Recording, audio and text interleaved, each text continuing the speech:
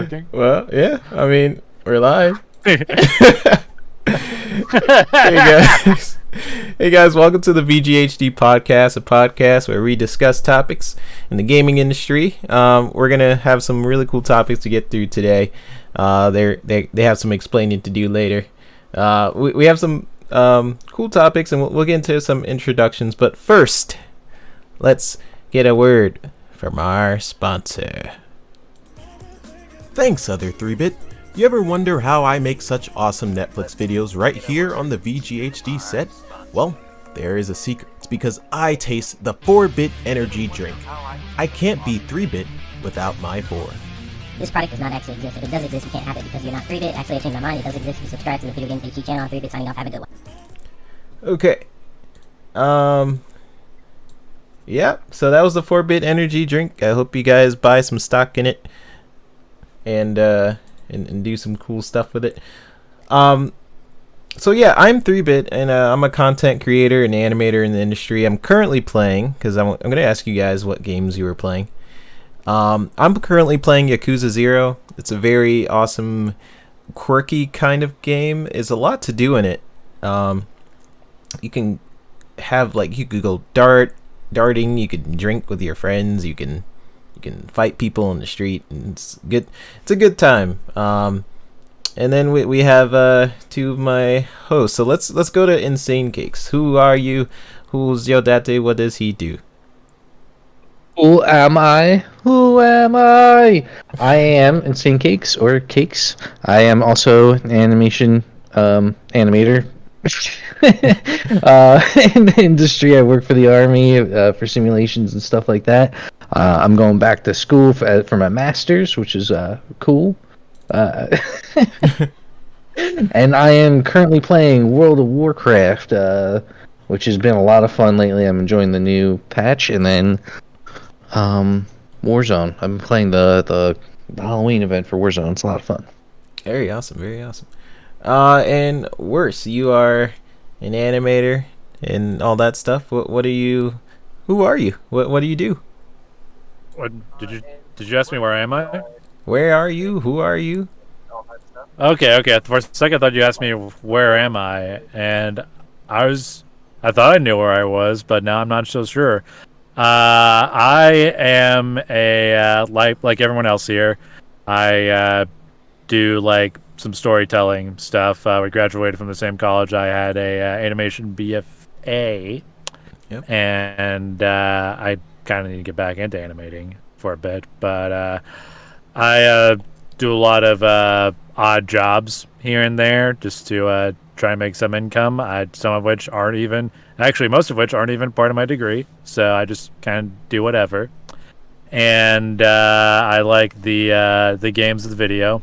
And I like the shows of the TV, yep, and all that stuff there. I've actually been very busy with some writing projects that I've been trying to get off the ground. So I haven't really done much video games lately besides the usual Among Us or Phasmophobia, which a couple of my friends and I did the Insane Asylum in high school, yeah. And I cried, and I was really scared, especially in the Insane Asylum. I was kind of cowering and just really scared. I heard a lot about that game. It's a early access game, so there's going to be some issues with it. And but it's one of those games where like it's kind of advertised as having VR, but you can play it without VR. But the main gist of it is that every ghost encounter is random, and it's sort of like that sci-fi show. I'm not even sure if it's sci-fi, but it's sort of like Ghost Hunters, where it's a bunch of guys that go into an empty house and they get like sensors and like night vision. It's like, what is your name? And then like a door will open. And like, oh, it's them! And then they just freak out. It's like, that was the craziest thing ever, Michael. What do you think? But because it's a video game, the ghosts are real now. So and your job in the game is to try and identify the ghost. And there's different types of ghosts, each dependent on what evidence you pick up. And sometimes they're all different. Each one has their own specific names and behaviors. We had one ghost that was Betty White, which was very interesting. A Betty I White don't- ghost? I think she killed some people. Yeah, we had a Betty White ghost, and we got worried. But then I looked up at the TV, and then there's Betty White. It says, "Oh, hi there." And it's like, Betty White's okay. This is a different Betty White. So, Didn't you realize everything was okay when Betty White was there? yeah. I just turned on the Golden Girls, and I was only like, wait, this is an old show. But then it became a commercial that popped up. It was like, I'm Betty White. And I was like, there she is. So everything's all good now. That was I'm a safe. very good description. Yeah, so for those who don't know, both of these guys I know from SCAD, or a undisclosed college. I already said it, so whatever. It's DeCommed. That's where I went to. That's a real college, DeCommed. Decommed. And these guys they're both animators. We're both in the same sort of industry, and Insane Cakes, he likes to stream occasionally, so you guys should check out his stuff. And worse, we always send him some sort of pigeon. Or last week I think it was a what was it? It was a Last week it was a frisbee, and I really yeah. appreciated that. Yeah, it was a frisbee last They week. couldn't see my Did you get they the couldn't note? see my face, but oh yeah, I got it. I got it. I know what's up, man. I know what's up. I got you, fam. Well, so I think we're ready to jump into some of the topics. We had a very interesting reaction from our last podcast.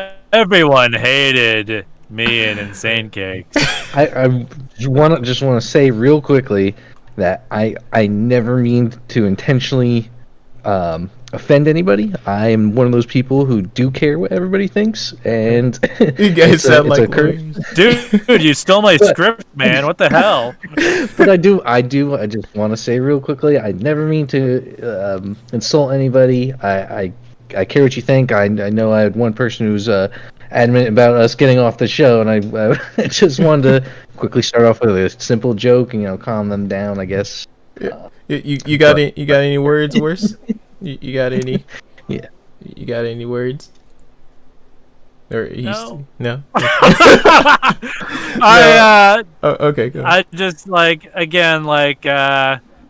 it was obviously it was a conversation because we felt passionate about games and stuff like that. Obviously, I had some words like "What the fuck were you thinking?" and stuff like that, and just obviously getting very tired. And I used my energy earlier with the Valve conversation.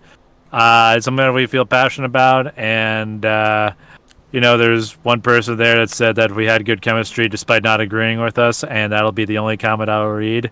No one else exists, but. Obviously, like what Eric say, we don't mean to offend anyone. We're just kind of having some fun, and we do care about what you think, unfortunately. But we're all friends here. We're not gonna. yeah, we're all friends here. We'll never. Let me get- let me just add, because I let you guys talk for a bit.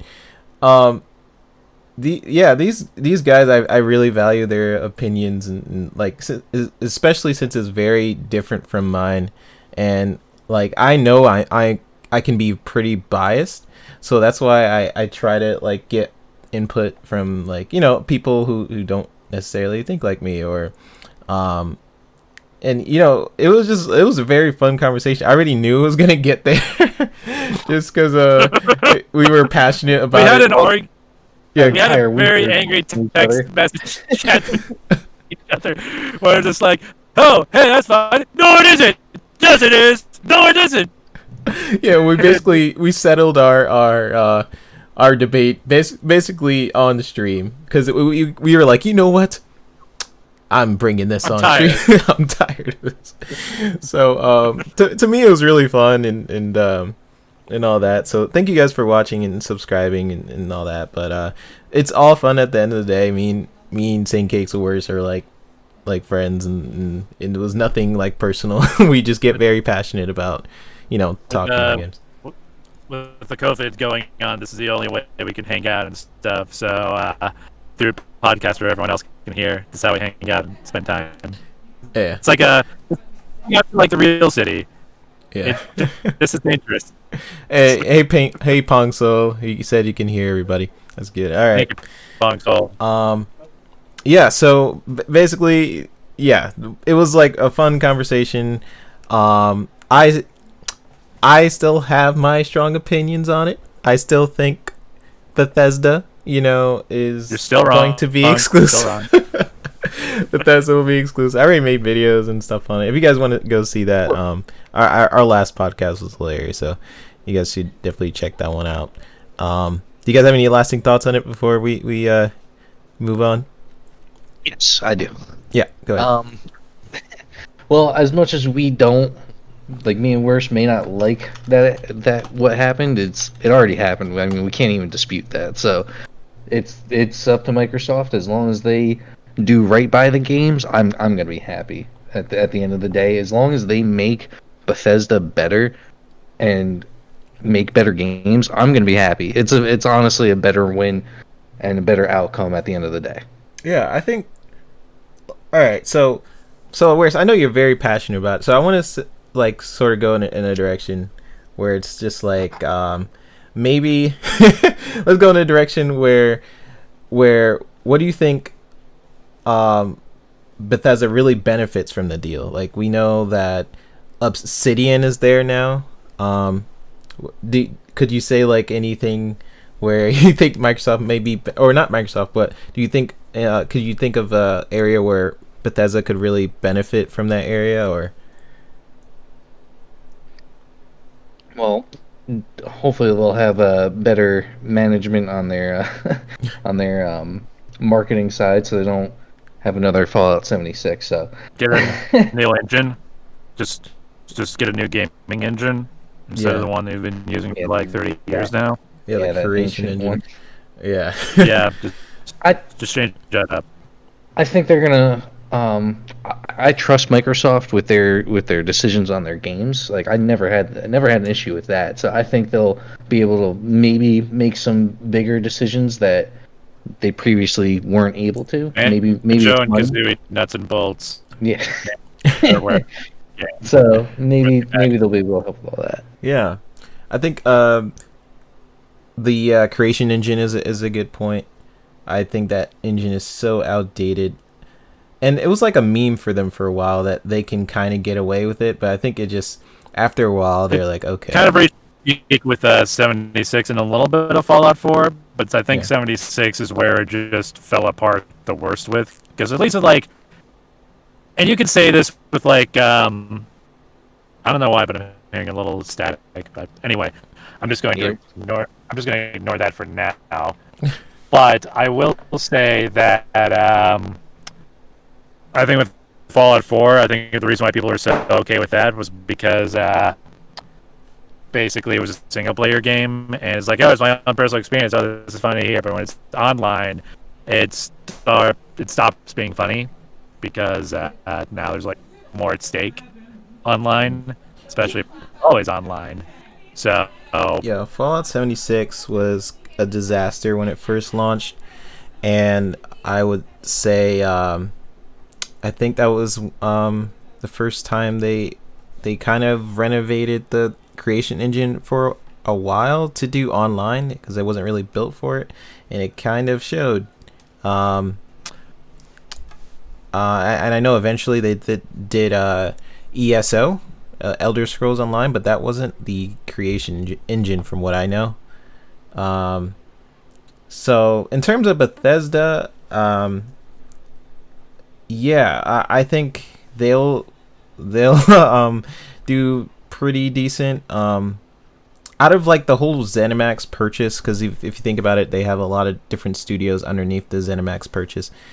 Bethesda's just one of them, and they are actually the ones I'm the most worried about. If I have to like choose which studio, because they have some pretty big games under their belt comparatively to like Arcane Studios, who do Dishonored. Like, I'm not really worried about the quality of the other studios. They make some pretty good games. It's just I would say Bethesda, where lately it's been a hit or miss. But for me, the reason why it's a hit or miss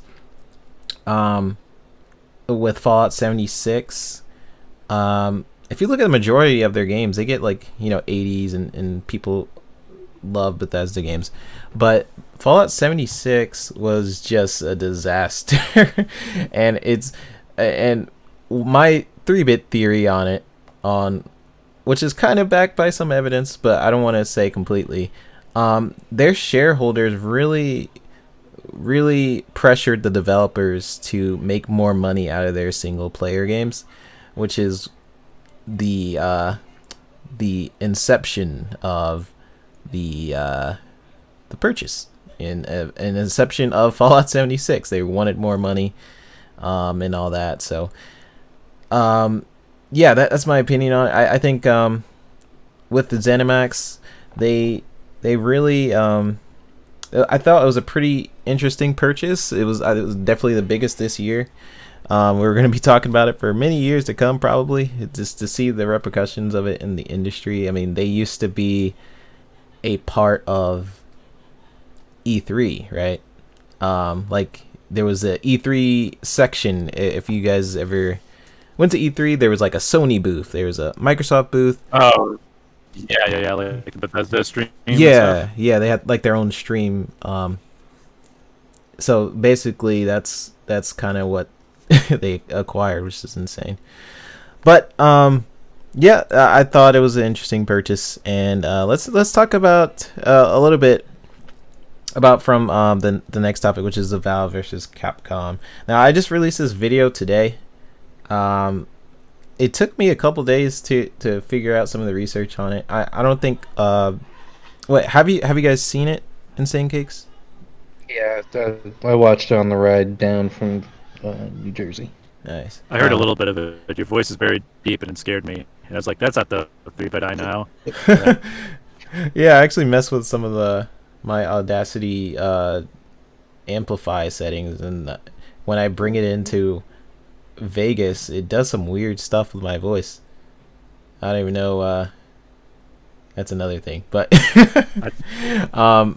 but yeah, I think based on the research and in sync is you can talk about Epic, why you think Epic might be in there too. But based on the research I did, I think Valve and Capcom are very likely. But I'm gonna let you guys talk a little bit about what studios you think are possible. So if Xbox was to acquire another studio, what studio do you think they would purchase? So let's go to Insane Cakes and then worst. Worst, you don't want to say anything on? I think he's a little bitter on it. Anyway, you know what I'm gonna say. No, I know exactly what you're gonna say. I think, honestly, out of all of those, I think the next one is going to be Valve, 100%, 110%. Yeah. But I think they could also get Capcom too. I think they, like, just while thinking about it on the drive home, I was thinking, like, they could do both. Like, they could clearly get Valve and Capcom and be awesome. The only thing is, I don't know what would happen to the Steam store. Like what would happen with all of that. They would be very great with Microsoft, but I don't know how they would do that with the Game Pass and all that. That's just a little weird for me. But I wanted to put Epic Games and 3D Project Red back on there because although you said they don't have as many IPs, single IPs right now, or for 3D Project Red specifically. They have really good IPs. So at that point, is like Microsoft's already buying all these separate IPs. Like now they might be able to try and focus on getting really good IPs rather than massive IPs or massive amounts of IPs. So I think 3D Project Red would be a very good one for them to buy. It may not be many, but I still think they're powerhouses. They'd be great. Sure. As far as Epic Games, all they have is Fortnite. Unfortunately, I mean they had some great and amazing games. Like the only reason that they flopped, well, they didn't even flop on it. They just canceled it. Was Paragon. Paragon was doing really good. It just did not have the popularity of Fortnite, so they closed the doors and put all their things on Fortnite. However, they have their Epic Games Store now. It's not getting as much popularity as Steam, so Microsoft buying them could help that Steam store out, and where it could eventually maybe catch up to something like Steam. So That's just my idea on Epic Games. I mean, and if they could get Fortnite, then they get Fortnite, which would be it's one of the top grossing games still after all these years. I mean, a lot of the population split on it's good or bad, but it's still a good game, makes a lot of money. Yeah, good points. Good points. Where's you have anything to add to that? You sound kind of robotic-y again. Yeah. I'm not sure why. That's my rage. That's your rage.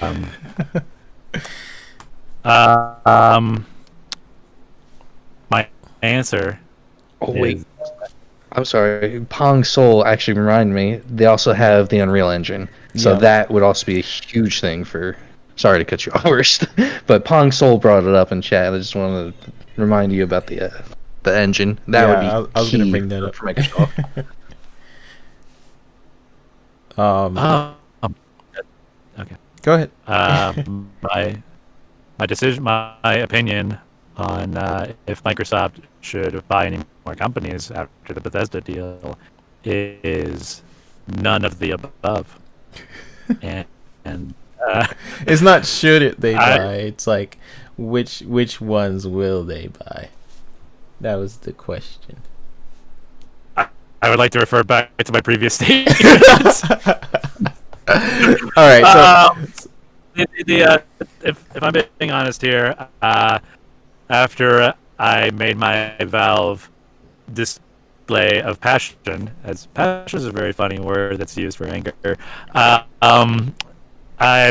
3-bit. I ended up showing a recent image of signing in with Steam and Xbox, and it made me realize that there will be a possibility of Steam being bought out.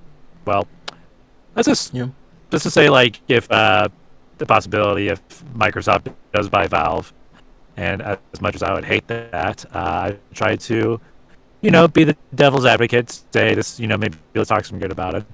I would believe that would be the case if Valve just only wanted to focus just on the Steam marketplace, because Steam is like the thing that's raking them all the money. Yep. And I think if they just can't really make any more games and they just kind of want to focus on the storefront there, I could see Microsoft taking over that. And it would kind of work well with Valve because they could focus on managing the storefront and like keeping all the games there, so that way Microsoft doesn't have too much control. And technically with Microsoft, they would still be able to get the games on PC still. Mm-hmm. So that's what Valve has always kept in there, is that their games have been mostly PC. Even though they've done console ports, I think they have a better time doing PC games or just computer games in general. So I could see that kind of working there. I could see Microsoft kind of funneling a little bit more into the Valve Index stuff, just to see if they can make VR more accessible, especially with the huge budget they got there. Combine those budgets. Okay, cool. Yep. Capcom has a very soft spot in my heart, and I do not want them to be bought because I grew up with Capcom. And the Epic Store, the Epic Games thing, that's something to consider there. The Unreal Engine, as Pong Soul has brought up, which I'm sorry that we're bringing you into this, Pong. I'm sure you're a nice person right now, but now you've brought us into our debate right now. I'm sorry. But the thing about the Pong is Unreal really Engine... Cool. Yeah, I've seen him on a couple of podcasts.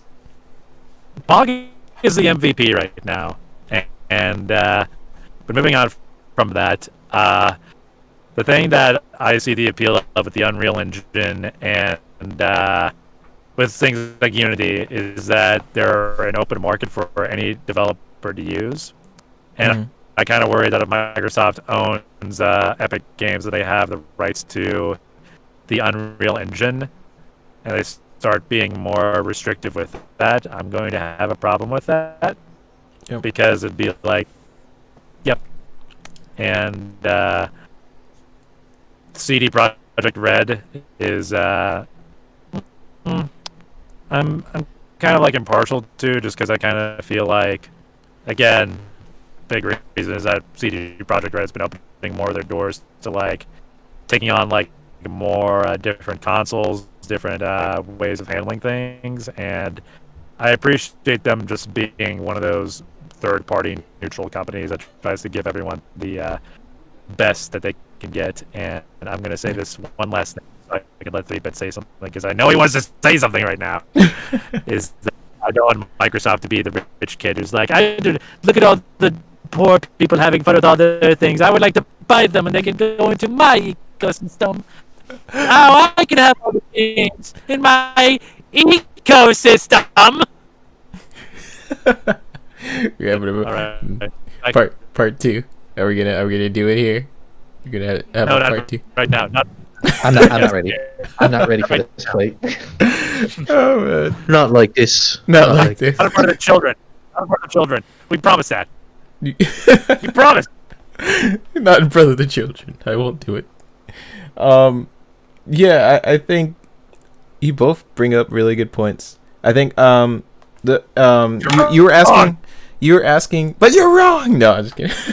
you're Insane Cakes was bringing up why I basically kind of took out CD Projekt Red. I was thinking about the IPs. That was one of my issues with CD Projekt Red. They have 2 IPs that are really strong. But that wasn't my main thing. Further with, huh? I'm sorry, I just wanted to add on to that. If we're going to go further than that, the IPs aren't technically CD Projekt Reds. Yeah, that too, right? They just have a very talented studio over there. They usually take books, I think, and just... They did books, and for Cyberpunk, it's a tabletop game, so that's owned by Mike Pond.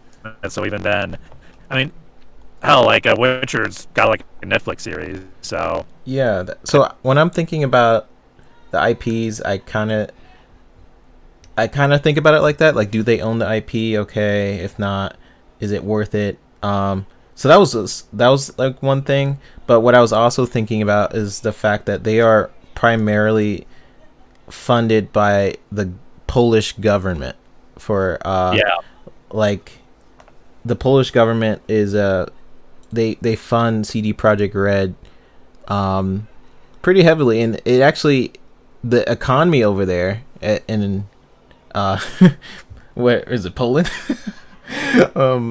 Is very good. Oh, go ahead.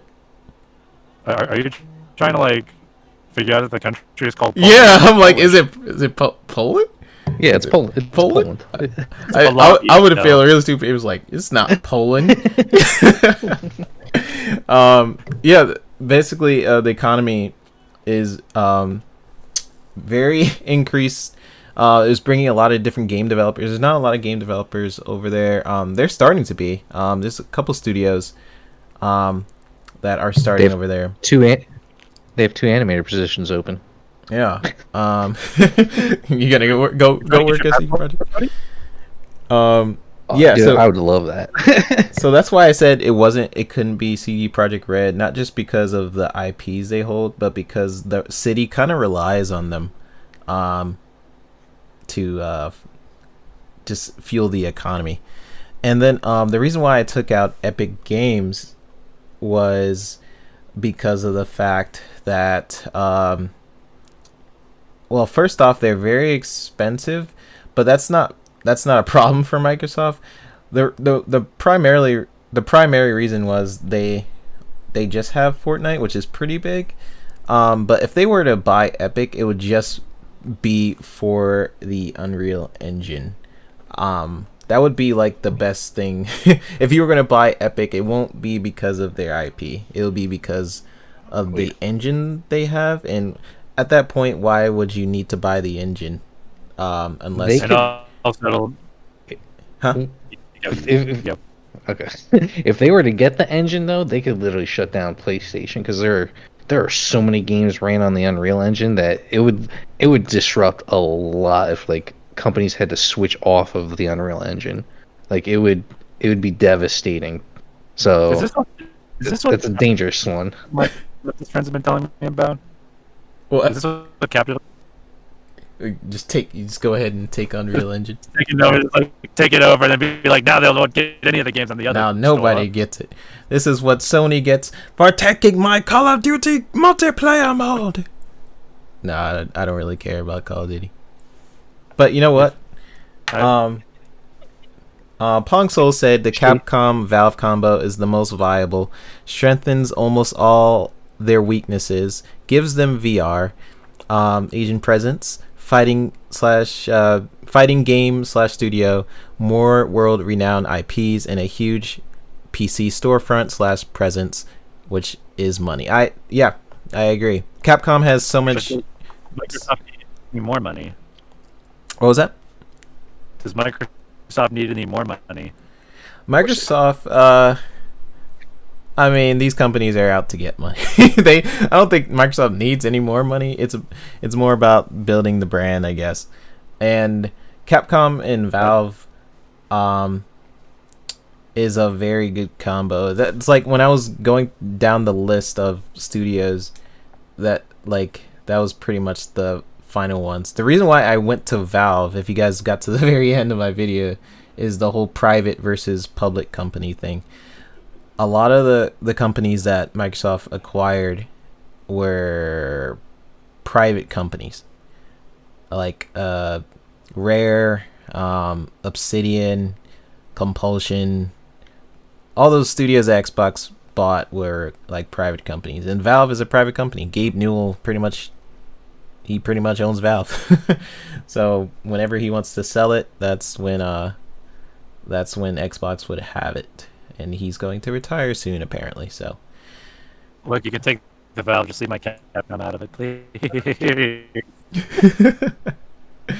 If let's talk about the whole Sony privacy concern thing. So that's a pretty big topic, though, you guys, in the industry. I do think Valve and Capcom are the likelies of what Microsoft is going to acquire. One thing I didn't consider as much is if they buy them both, which is possible, but it's very easy for Microsoft to buy private companies, so it's easier to buy Valve than Capcom. That's all I'm saying. So let's go to the privacy concerns thing. Did you guys hear about this? I've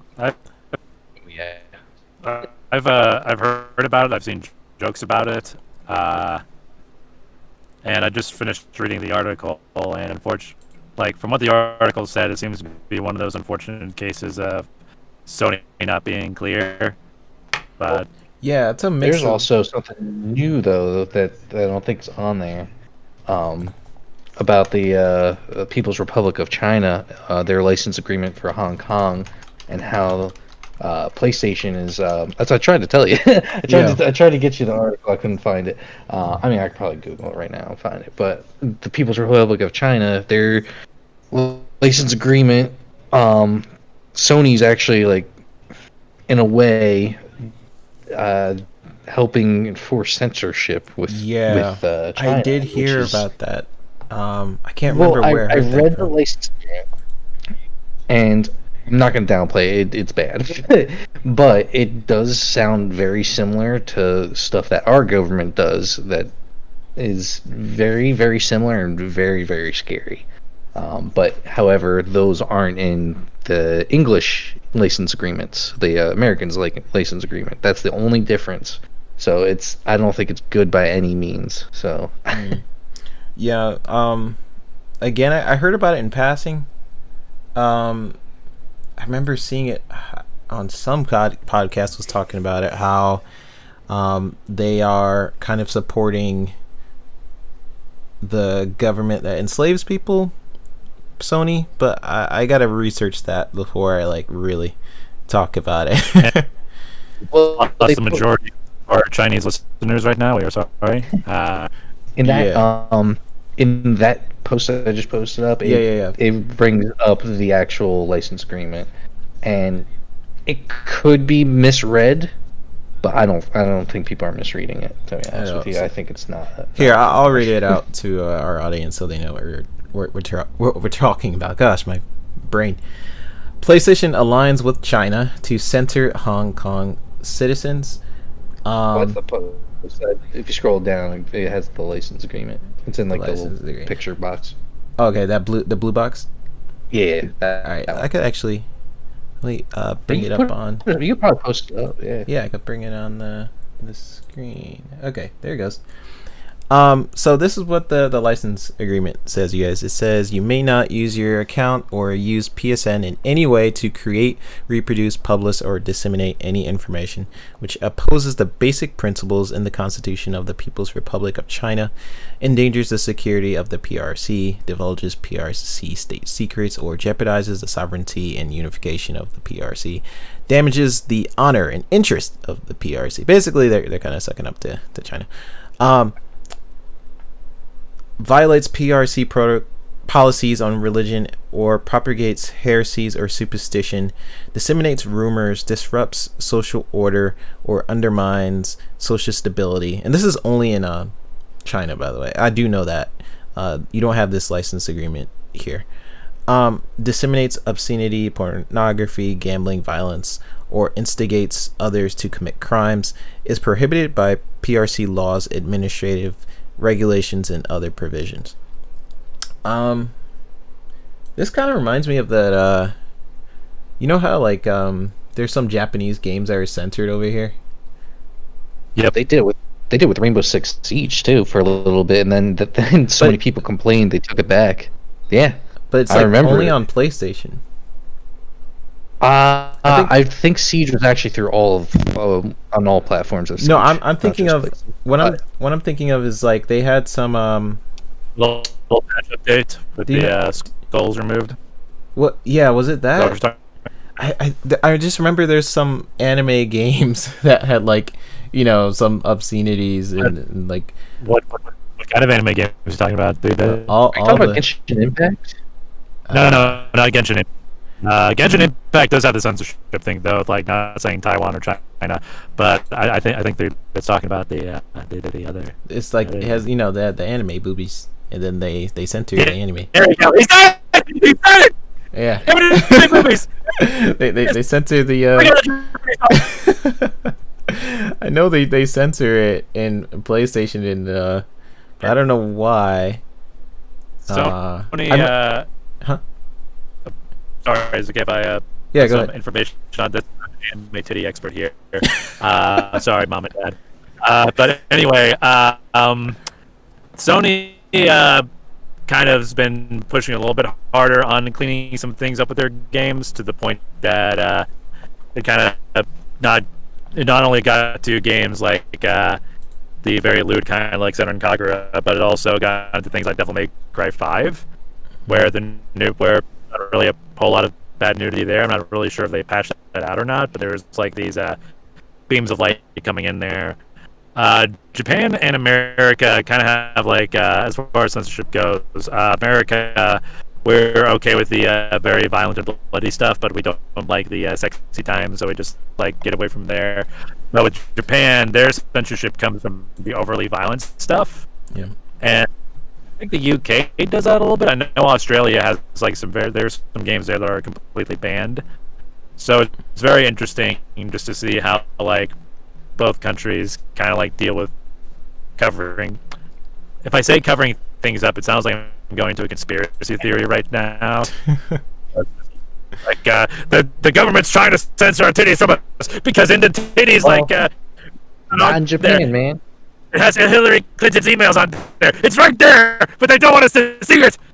No, it's not Japan, man. Come on, dude. With Nintendo going with the full uncensored games. Yeah, Nintendo's actually been a lot more loose with their stuff, surprisingly. That's so weird. Which it's so, dude. I saw a meme the other day about it where it's like, PlayStation was Loki and it said we have 4K, and then it was Tony Stark with it, said Nintendo, and it's like, yeah, well, we got anime. Anime movies. I was laughing so hard. So, as 3-Bits in a relationship, and Zane-Cake is married, so... oh, yeah. Oh, my wife's listening to this. She's right behind me. Yeah. So, they love her all very much, and I have no one, so the anime titties are all mine, so... So this is a question I want to ask you both. When you start getting into like Sony and or kind of any company, right? When they start sort of moderating where I guess user policies. What do you guys think about? What do you guys think about that? Like, let's say I'm in a chat, or this is more realistic. Worse is in the chat, or a PlayStation chat, and let's say you get into like let's say you get into like a yelling match or whatever, and you're cursing and it's against Sony's policy, right? And someone clips you, or even let's say Sony clips you, they'll just like 5 seconds out of context. I feel like if you guys watch our podcast out of context to begin with, like if you just start in the middle, you'll know you won't know what the heck we're probably talking about sometimes. But if you just like take a little clip of something and all of a sudden it breaks Sony's rules, do you think it should be up to people to moderate other people, or like sort of like how it is now, like you ban somebody or you remove them? Or do you guys think it should be up to Sony to moderate that? Because right now I feel like it's kind of a hybrid of that, I think, based on what I'm reading about the Sony privacy concerns. Which one would you rather have? Would you rather have people moderate other people and then I guess Sony looks at it at the end of the day, or would you rather have Sony step in and deal with the situation? Let's go with worse and then Insane Cakes. I'm just thinking, like, why you used me as an example, and now I'm going to be more self-conscious about myself more than I already am. I was thinking because I don't curse like at all, and then I was thinking of like the policy. Ouch! Okay, man. Yeah. Way to throw me on the tracks there. Sorry.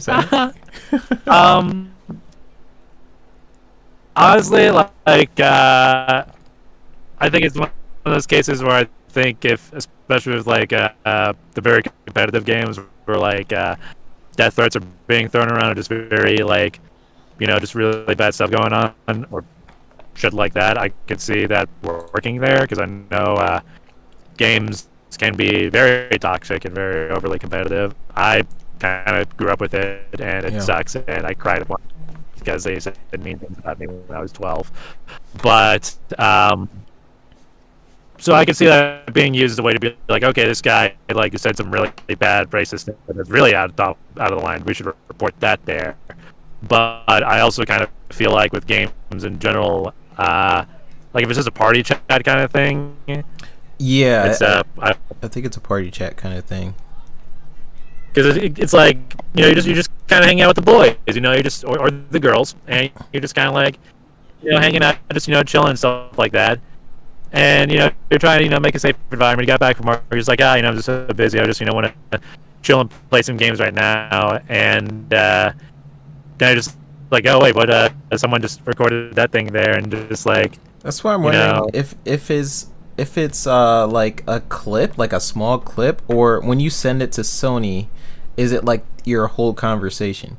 Because if it's like a small clip, because I could see so many baiting where people will get someone to say something, even though they started the situation, and then they'll clip it and send it to Sony. Like, look what he did. I actually mentioned in the they mentioned that it's only the most recent 5 minutes of a voice chat will be available for a player to use for this reporting function. So that's. I think it's still like, even though it's one of those things where it's like it's concerning, but the company says not to worry about it, but it's in the back of your head. It's like, okay, I'm getting a little bit worried over this stuff.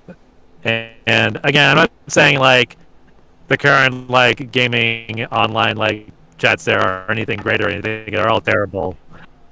But I think at some point it's like it's one of those things where it's like a time bomb to where we're not really sure how much we should be worried about, or just for its right functions there. And as Sleepbit said, there's a lot of out of context stuff that I have said that'll probably make me like, I could just see it being a problem. Like, I don't even know what the current moderation system is. And Pong Soul is cheering me on. Yeah, I don't know what the current moderation system is right now. To even compare, like how is it right now?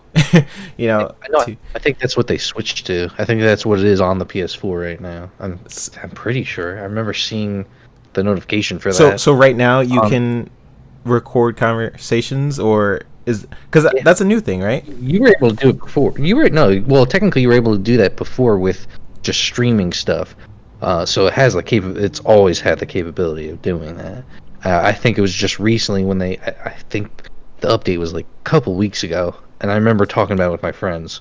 So So people, I guess, just discovered it or something, and then do you think it just blew out of proportion, or do you think people are sort of justified? And well, Microsoft did the same thing actually with the release of Xbox One. They wanted everything to be online, and then I could watch and record you 24/7 and all that stuff. And then so many people complained with it that they ended up removing all of it. Right? Am I yeah, right? they pretty much did with the Kinect. Yeah. Yeah, I do see more bad than good in this. I'm huge advocate for privacy and stuff like that. But at the same time, of course it can be abused. I just don't think it's gonna be abused as much as everybody thinks. But I still don't like the idea of like everything can be recorded and used like that. But oh my god, I had one other point. um, it's it's just a huge breach of privacy in my opinion. But they are like Microsoft could have done it with the Xbox One, and we don't really technically have a choice. Like both of them, like they're companies. They make those decisions. It's their product. And it goes into the same thing within the line of what happened with PlayStation and suing that one kid back in like 2013 for modding the PS4, and then Anonymous went crazy over. Like it's, you don't remember that? I forgot Dude, about that. That was huge. You just I was unlocked, nervous that my account got messed up. You just I wish unlocked the that random PS3 part of my brain that you think you forget, and then you're Was like, it- oh wow. Oh yeah. It's It's on the same line. It's not a good thing, but literally we don't have a choice in it. Like we can complain as much as we want, but PlayStation's gonna have the overall say. Yeah, I think when you start a console, and you know, when you Yeah, first start a console and you read the privacy thing, no one really reads it because they want to get to the games. They're just like, okay, skip. And I think what probably happened is someone actually read it, and they're just like, what? Because I don't know how this blew up. If it already sort of had it, I don't know if they just enacted this. They had to enact some of these privacy concerns recently, because I know some of it is pertaining to PlayStation 5. So I know There's no games on PlayStation 5, so the only thing they got to do is read the terms and services. yeah. Oh yeah. Because I think I read some of it. These privacy concerns, I think, for the most part, are for PlayStation 5, not PlayStation 4. I don't think they're going to record your conversation. Am I wrong? Over to PlayStation 4. Yeah, It's on PlayStation 4? Okay.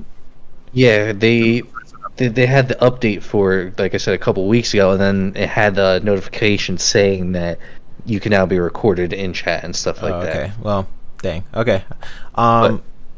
The other point, real quick, Yeah, go I ahead. remembered was it can be potentially good for this because I don't like saying it, but it's corny and cliche, but it does create a better space for gaming as opposed to going on somebody dropping curse words over and over again over a mic. So it will potentially be better. But do you think it's more like it's better because you feel like your parent is watching over you while you're... Yeah, but yes, but that's parenting. I mean, if you do that, like that's a way to stop kids from cursing. Granted, I don't like not cursing because I do. There's a really good business influencer that I follow on Instagram, and he has the perfect idea on cursing. It's like he doesn't really care. He'd rather be genuine and say curse words because it shows he cares more in his idea. He has a longer, way better. Yeah. But that's general cursing. That's not blatant harassing from somebody. the privacy thing, it like, it's not just like cursing, right? It's breaking some of the what is their code of conduct? I should actually read this before we really dive in. It's pretty much the same thing with. Is it just cursing or is it? Oh, okay. It's like it's kind of what SCAD does. Is like it's kind of up to them, which kind of sucks. Oh, okay, gotcha. Yeah, it's up to their discretion on what they consider to be harmful, which, like I said, could be a good thing and bad thing. We're not really gonna know. I mean, we're definitely gonna hear stories about people getting abused by it, for getting stuff getting taken out of context. Hands down, I don't see it not happening like that. Now, in addition to that story, the same day it was the 8.00 update for PS4s that was bricking some consoles. For me, it wasn't bricking my console because I was playing PS4 the other day. It didn't brick mine, but it did reset like 4 times for some reason. Did you guys hear about the update? I think this happens for a lot of consoles. But yeah, and phones. Yeah, I think it has something to do with PS5 coming out. They probably just maybe rushed the update a little bit. Maybe, probably. Yeah. I actually haven't heard about it until you showed the article. It reminds me of like what they do with phones. You know, they push the update on older phones just so forces you to buy a newer phone, sort of thing. Yeah. Yeah, whenever an update comes out, I wanted to say something about the privacy thing, but I can't remember what I was gonna say. It's gonna bother me. I'm gonna remember it like after. My bad. That's I okay. remember in the middle of the night, it's like, I got it, but then like Sony breaks, not so fast. I'm gonna re-record episode 9. Yeah, yeah. It's all good. I think. I remember what I was gonna say. The what with like privacy, like nowadays, we kind of have a false illusion of it, especially if you have like social media, you kind of don't have it. The only person I know that has like really good social media or really good privacy are the people who are not really on Facebook or not on Twitter and stuff like that. And for the most part, I feel like I really surrender to it. Like, I'm so worried about privacy, and then I'm just like, you know what, but I'll sign up for this. And I think a lot of people think like that. I think they are very worried about their privacy, and then they'll sign up for something that totally, does not give them that much privacy. I'm pretty sure that's what I wanted to say, but I don't really remember. I think as far as privacy goes, I think we're already fucked, to be honest.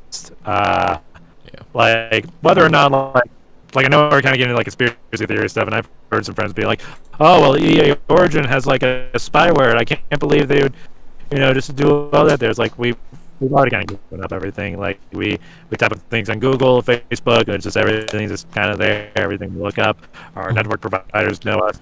Like put on our like debit cards or like credit cards what we buy. Everything's all out there, but the thing is that we've kind of accepted it because at the end of the day, it's nothing really that serious or bad. But if we were to be acknowledged of it or be reminded, like, hey, you've been monitoring you the entire time. If people were reminded of that, it'd be like, wait, what?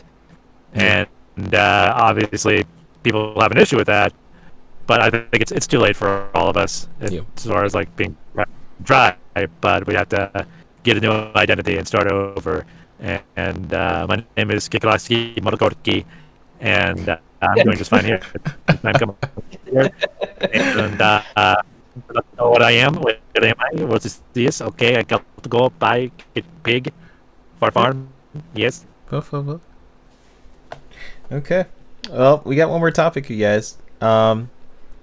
It's if the whole Microsoft offering streaming sticks. So basically, an article came out that Microsoft is going to start offering streaming sticks.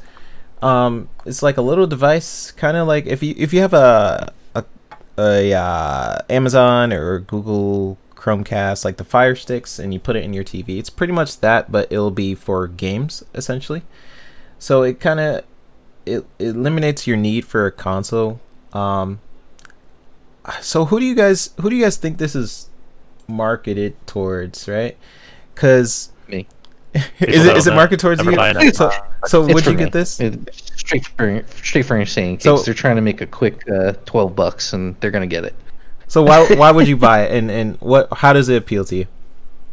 Dude, I think that's great because I got the Game Pass already, and I'm absolutely loving Game Pass. I think it's the next big thing. I think it's amazing. I absolutely love it. So to have that straight instead of on my phone or my computer, and have it straight on my TV without hooking up a box to it, because I have my console set up to my computer monitor and everything right here, but I have the big screen where sometimes I just want to chill out on the couch and watch it. And if I was to get one of those things, it would be great. I would love that. Yeah. Okay. What about you, Worst? Honestly, this is going to be my hot take here. I think this is like, if this is their Xbox Series X announcement, which was just like a little streaming stick to put into there, I would be like, oh shit, it's amazing. I think it's actually a really cool idea, and the only thing I'm worried about is internet connectivity. As I'm reading through the article, like it might do something like Google Stadia, which is my only issue there. What I would love is if it would act like a little tiny mini external hard drive that you could like plug into your TV and have the games on there, sort of like how Game Pass is already. And I think having that, just bring it with you wherever. Obviously, the specs are going to be the big thing on that, where it could just be how much you're willing to play at the highest settings or whatever settings it's willing to do there. Yeah. I could actually see that being a huge game changer and being something that could be very interesting to see. So I'd say Microsoft, if you're done buying, instead of buying Capcom, like the monsters you probably are, you should double down on the streaming sticks, because you know it's going to get to people there. And if you just bank everything on those sticks, then you'll make a lot of money, and then you'll leave Capcom. Yeah. I was picturing when you said that, like Microsoft is like buying Capcom in the dark, and then someone puts like a flashlight on. Like, hey. Oh man. I think when you were saying like if they announced this instead of the Series X, I was kind of thinking about it as if it was like, it seems like a very Nintendo move if they did that. That would be kind of cool.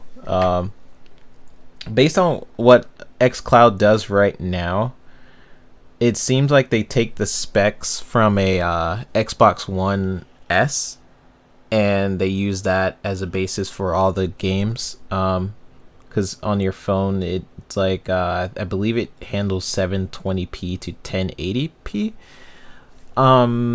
And some people are able to play like some xCloud games already on like their fridge. I seen like someone playing Doom because of You play Doom on everything. You can play Doom on a Tesla car. Someone was playing that doesn't count.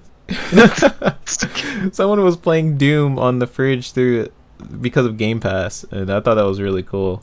That's cool. So I don't see why they couldn't, sell these little sticks like very soon. Maybe they'll have it at the end of this year or something like that. And I think it'll be really awesome. I don't. It's marketed towards. It seems like you guys would definitely buy it. I would definitely get it. Because I think my dad would love this. It would be like definitely for him. He kind of likes to jump around in different rooms and play Halo and stuff like that. So it is for casual people, man. Like my dad would probably get one and then end up playing with me and my brothers for the first time. Like, dude, it's a cheap way to get games into into casual homes who don't have consoles or PCs. Like My dad doesn't play video games. For sure. I think we sometimes I just got to get out of the hardcore mindset of things, and that's what I try to do with like my videos, and I try to do it with this podcast, but sometimes I'm just like, screw Sony. But yeah, the casual market, they think more about the price of things, they think more about how easy things are, and I think this would really hit them differently.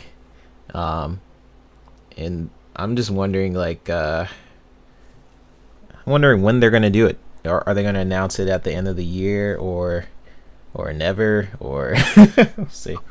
with the game show, maybe that's it. Maybe they're gonna do it with VR too, so you'll be able to connect VR to it. That'd be sick. I have another idea that Microsoft should write down on their pencils right now instead of doing about their. All right, Microsoft, you listening? Write this down. Go ahead. Yeah, write this down. Erase the doodle of you and Capcom together. Just stop it. Nobody likes that. Throw it out of the garbage. What are you doing right now? You take your little stick, and just do the specs on there. And let's say you release a new console, and people are like, oh well, I already got the stick, and you know what? It just seems like a waste of money. What do I do with my life? But you just take the stick, and you say like, oh, you can go to any store, and you can upgrade the specs on it. An upgradable spec stick with sort of you can do the PC thing right now, what you're already doing right now, and be like, oh well, we just got a new upgrade. Just go to any store like a Best Buy or Microsoft store, pay us $300, and we'll upgrade your stick. So you create you create the stick wars now. It's not the console wars. It's like its own thing, like the stick wars.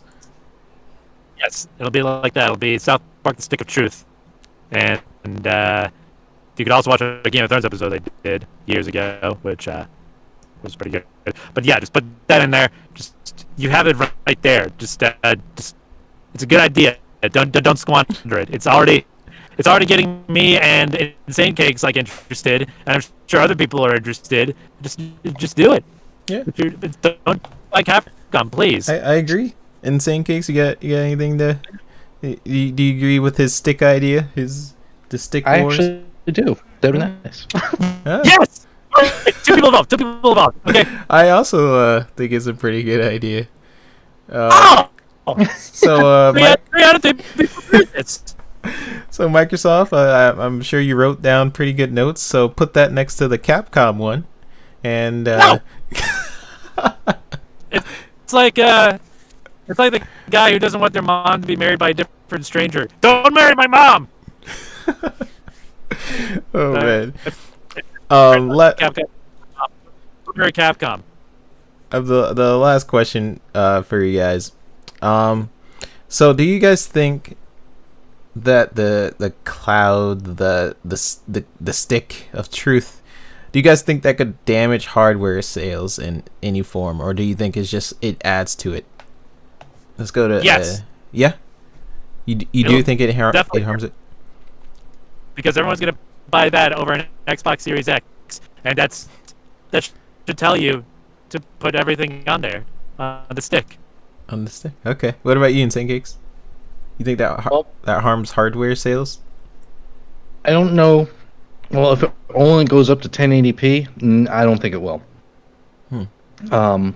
Because some people are going to want to watch their games in 4K or 8K or whatever they can play it on. So in that retrospect, no, I don't think they will do it, because I don't think that technology, unless I'm wrong, and they come out with it, and it's like we can do 4K streaming on that stick. Like, we got you. Awesome. What they don't have, and what Game Pass is still kind of bad at, is online games. Because I tested it with Destiny on my phone with very good internet, mind you. Yeah. It still has latency issues, and I could see that being a big problem with online games. For single player games, it could potentially hurt sales like that, but right. we shall see. I dude, if they come out with it, I'm probably gonna get it because it sounds awesome. And by the way, I do have one more quick topic on Gearbox. Oh yes. Talk about the Gearbox. We know where you're going. All right. Well, For those of you watching, you are hearing this first and live, kind of. Exclusive VGHD event. It's actually kind of cool. We do actually have some semi-exclusive news. It's not like terribly big, but it is ours. Yeah. We're breaking NDA to tell you this shit. So we three go to SCAD, and every once in a while, especially now, more than ever because of all the Zoom meetings, SCAD brings in a bunch of people from across the industry, animation, video games, movies, all of that. They bring them in on Zoom calls, and recently they had Randy Pitchford, the Randy Pitchford from Gearbox, and oh my god, I couldn't get a question. Like there had been over 100 questions that SCAD students, actually alumni, can do it too. You guys can actually join the meetings next time. I think you gotta check your old SCAD emails. Yeah, I still got it behind me on my wall. But he talked a lot. His entire thing was on the Artist's Dilemma, which is actually pretty good. I'm a huge Gearbox fan. I'm not huge on Randy Pitchford. I know a few of the stories and stuff behind him, so he's maybe questionable. But I love the developers at Gearbox. They produce nothing but great games except Duke Nukem. The last one. Okay. Aside from that one, they produce great games. Like even Battleborn, which he mentioned, which is kind of their thing. They are very willing to do new IPs, and that's huge from Gearbox, because even though Battleborn got canceled, they actually made their money back. I didn't know that. I didn't know they made their money back and they actually made a decent profit from it. I love Battleborn. It just went up at the wrong time, and it got compared with Overwatch, which are two completely different games. Because Battleborn is a MOBA type game, like a first-person MOBA. It would have actually gone up against Paragon, which also unfortunately got canceled for another game. And dude, if you ever watch anything that we talk about, watch the opening to Battleborn. It has one of the best 2D 3D opening animations I've ever seen. So absolutely phenomenal. But they're talking about that they're willing to do IPs, different IPs. So it'd be very interesting to see more games come from Gearbox. I love their games. I love Borderlands.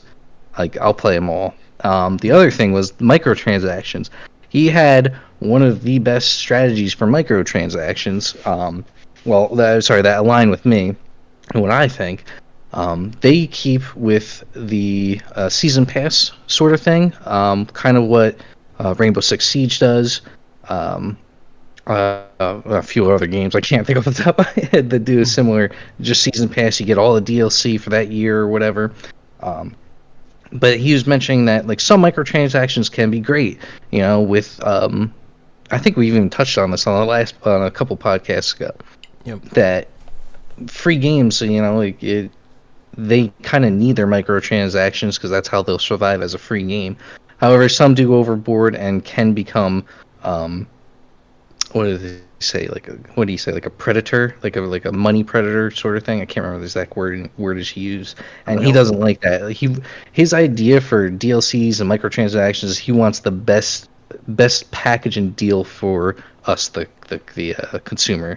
So that was really, really huge and reassuring for me. I absolutely loved hearing that. I mean, when he was talking, and he seemed like a really, really chill, really awesome dude. But I mean, obviously, he's doing a presentation. He's not going to intentionally, say anything mean or do anything bad.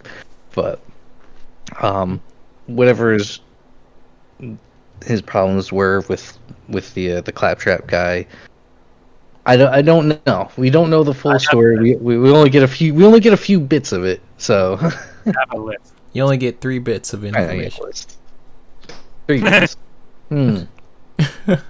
But that was the very cool. The cool little. I was like sipping back, and I was like, "Oh, I enjoyed that story." I sit back in my chair, just listening. We could do more because they have this whole GDX lectures coming up, or it's part of it already, and there's gonna be more coming up. I think they got. Actually, I just got it pulled up. February Randy sent- 3rd. Randy sent you a little text. It's like, you talked a lot of good things about me. Insane Cakes, here's a link to it. Keep shining on, buddy. And then he pointed me, and then he put the thumbs down on there. It says, get him out, get Boris out. Get him out. Blair Cooper, senior UI designer at Treyarch. That's cool. And I do have a review before we'll go over that. we do end it. What's your review? So my review is of xCloud.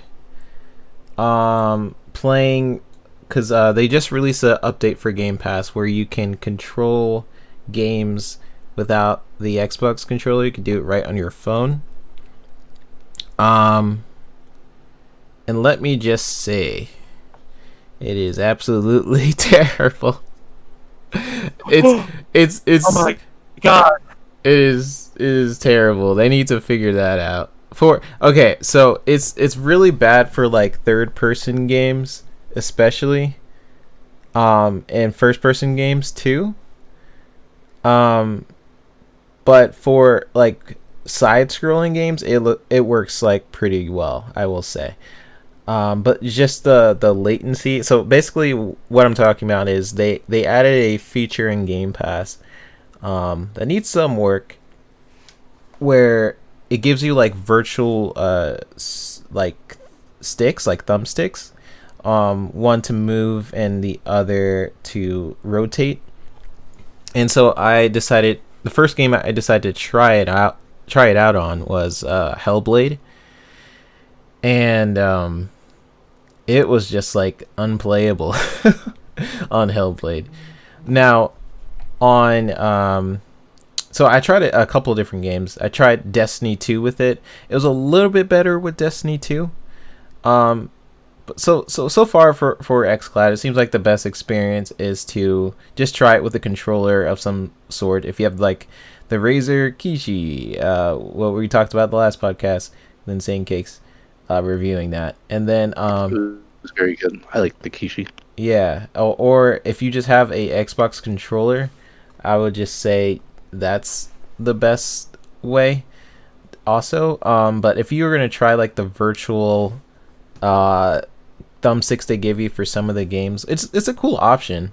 I'm glad they give it, but so far I don't know if it's just it causes even more latency with the game or something. But with Hellblade it was pretty unplayable, and then with it was a little bit better with Destiny 2.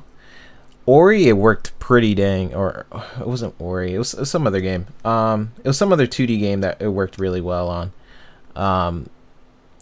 So it's pretty good for 2D games, but for 3D games, it was pretty bad. That is my review. You heard it here, folks. 3-Bit hates the Hates phone Game control Pass. on Xbox Game Pass. He hates Microsoft. He hates you. You of all. Oh man. So we had a decent amount of viewers today. I think that's the most viewers we had live. So thank you guys for sticking around and having some cool chats with us. We're gonna try and do this every week. We'll see.